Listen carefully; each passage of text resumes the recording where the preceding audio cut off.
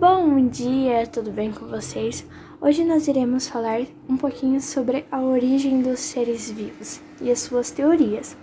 Quando olhamos para o céu e vemos a diversidade de estrelas, o mundo afora, em alguns lugares, durante algum período, é possível até observar os outros planetas. Será que existe vida lá fora? Ou será que nós somos os únicos neste universo? Quem veio primeiro, o ovo ou a galinha?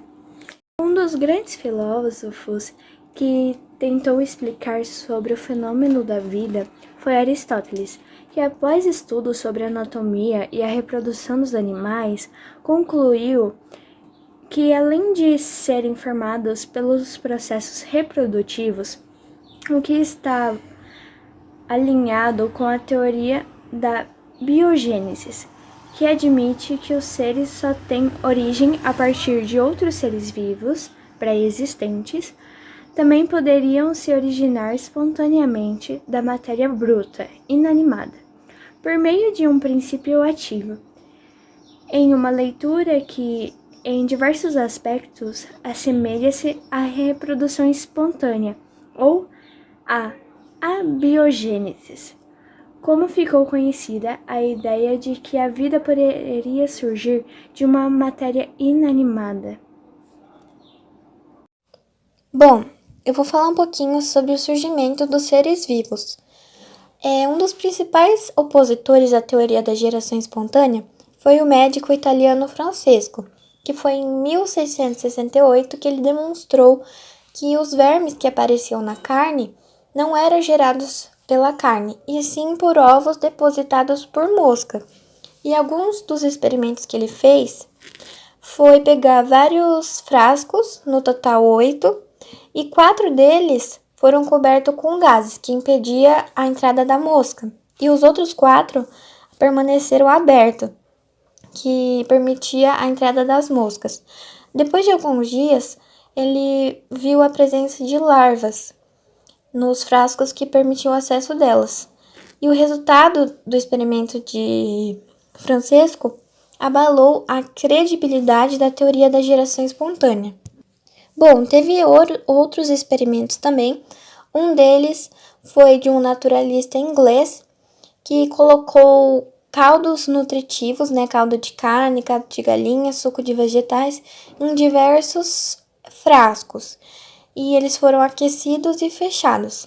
E depois de alguns dias, ele viu a presença de inúmeros micro-organismos.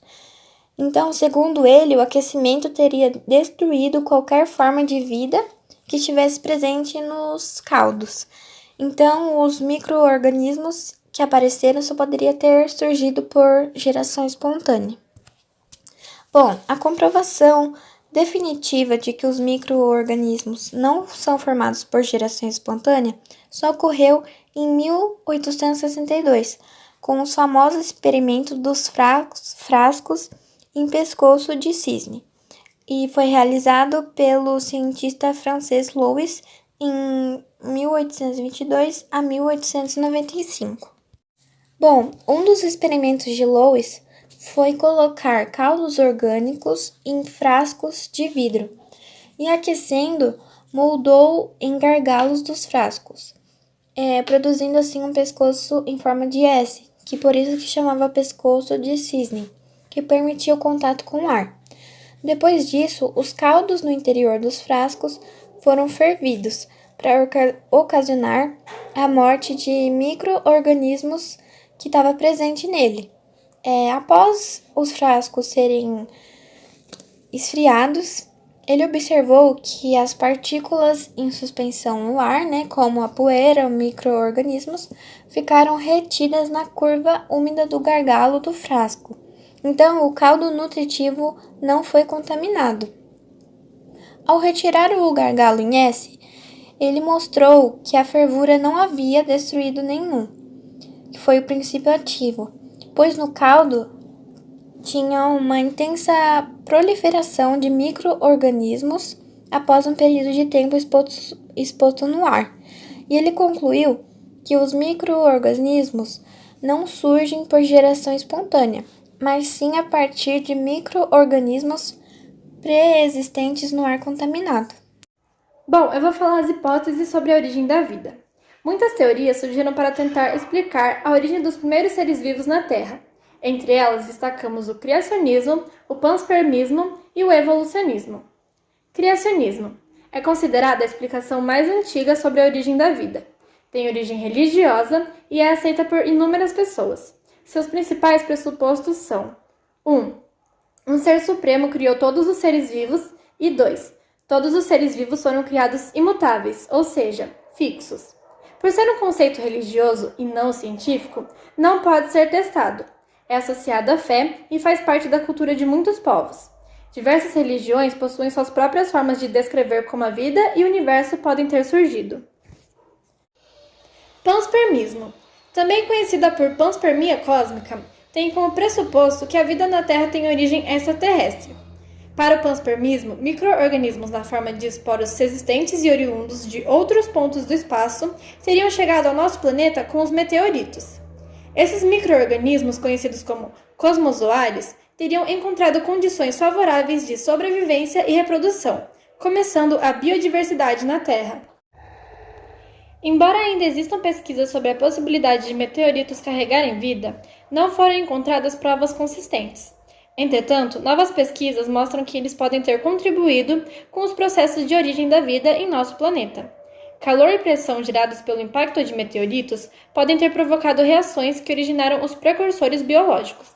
Além disso, descobertas recentes mostram que os meteoritos podem transportar compostos orgânicos, como os aminoácidos, contribuindo com os ingredientes formadores dos seres vivos. Em nosso próprio planeta, podemos encontrar um animal extremo que se assemelha aos cosmozoários de muitas maneiras. Os tardígrados, conhecidos como os seres mais resistentes da Terra, foram os primeiros animais a sobreviver sem proteção no espaço. Evolução química molecular. Essa teoria admite que a vida surgiu no nosso planeta por um processo lento e gradativo de reações químicas. O cientista russo Oparin procurou mostrar a provável origem da vida a partir de compostos orgânicos que teriam se formado no ambiente primitivo da Terra. A formação dessas moléculas orgânicas, antes mesmo do surgimento dos primeiros seres vivos, é denominada evolução pré-biológica. A teoria de Oparin, compartilhada pelo cientista inglês John Haldane, teve como ponto as supostas condições físico-químicas que devem ter existido na Terra primitiva. Essas condições eram: os gases predominantes na atmosfera da Terra primitiva eram amônia, metano, hidrogênio e vapor de água. Não existia ainda uma camada de ozônio, o que acarretava em um verdadeiro bombardeio na superfície terrestre por radiação ultravioleta de alta intensidade. Em altas razões de temperaturas, ocorriam constantes tempestades acompanhadas de inúmeras descargas elétricas, ou seja, raios. Com base nessas supostas condições, Oparin imaginou que a radiação e as constantes descargas elétricas na atmosfera teriam fornecido a energia necessária para a ocorrência de reações químicas envolvendo gases, que originalmente seriam compostos orgânicos. Formados na atmosfera, teriam se precipitado com a água da chuva na superfície do planeta. A insistência das chuvas por milhões de anos e o resfriamento da superfície terrestre acabou levando ao aparecimento dos primeiros mares na Terra. Os mares eram primitivos, então uma verdadeira sopa orgânica, onde as proteínas com a água teriam formado sistemas coloidais. Da aglomeração dos coloides teriam surgido os coacervados. Coloide seria cada macromolécula de proteína que está envolvida em uma capa de água, e coacervados, um grupo de proteínas compartilhando a mesma capa de água. Experimento de Miller e Urey. O frasco de baixo contém supostamente o oceano de água, que ao ser aquecido força o vapor de água a circular pelo aparato. O frasco de cima contém supostamente a atmosfera primitiva, com metano, amônia, hidrogênio e vapor de água. Quando uma descarga elétrica passa pelos gases, eles interagem gerando aminoácidos. 15% do carbono do metano original combina-se com os compostos orgânicos. Stanley Miller, acreditando que a Terra primitiva era composta de amônia, metano, hidrogênio e vapor de água, segundo o modelo de Oparin, criou em 1952 um dispositivo no qual tais compostos eram aquecidos e resfriados, além de serem submetidos a descargas elétricas, sob a supervisão de Harold Urey, e essa foi uma tentativa de recriar o ambiente dessa época. Os primeiros seres vivos e seus processos metabólicos. Experimentalmente, não se conseguiu comprovar a formação de uma célula, por mais simples que seja, e atualmente as evidências mais importantes quanto ao surgimento da vida são estruturas rochosas, e para isso existem duas hipóteses para explicar.